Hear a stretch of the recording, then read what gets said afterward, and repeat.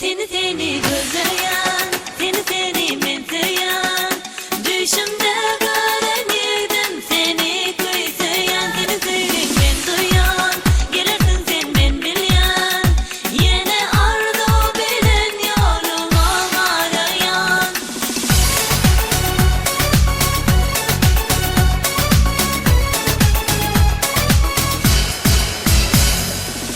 Seni men gördüm, yanımda yakınımda, yadımda sen boşun, şu gecede men yadımda.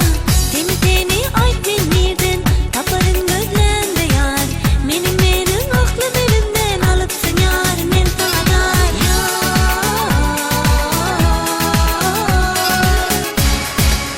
Seni